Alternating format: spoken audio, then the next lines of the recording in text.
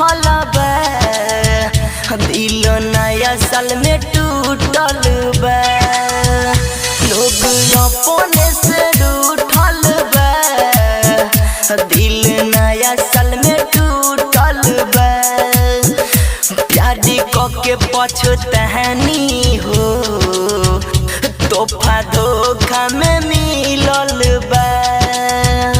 प्यारी के पछतानी हो, तोहफा धोखा में मिलल बा। लोग अपने से रूठल बा, दिल नया साल में टूटल बा। लोग अपने से रूठल बा, दिल नया साल में टूटल बा।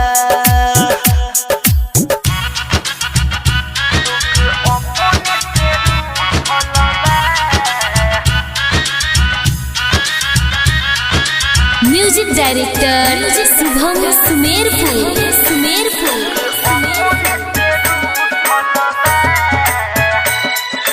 रॉकन रिकॉर्डिंग स्टूडियो धनहा।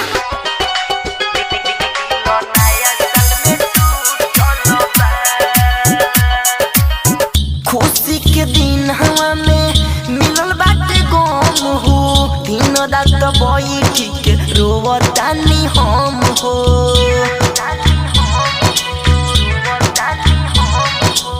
खुशी के दिन हवा में मिलल बाटे गम हो, दिन रात बैठी के रोवतानी हम हो।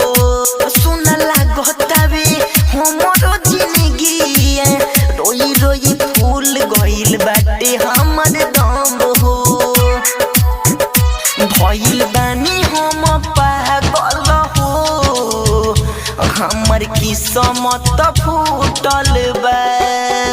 लोग अपने से रूठल बा, दिल नया साल में टूटल बा।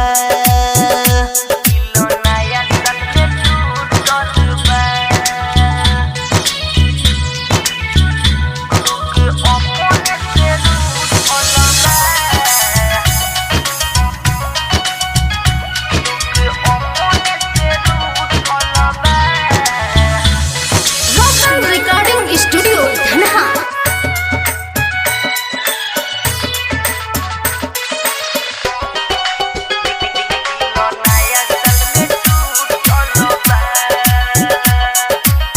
जेकरा के चाहनी हम जनों से ज्यादा, उहे दिल तोड़ी के कई दिल से आधा।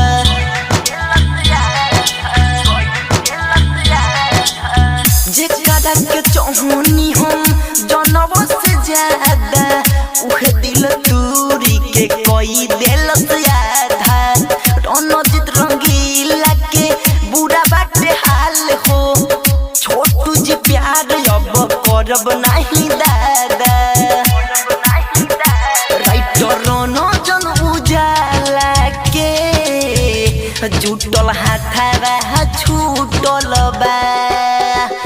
लोग अपने से रूठल बा, दिल नया साल में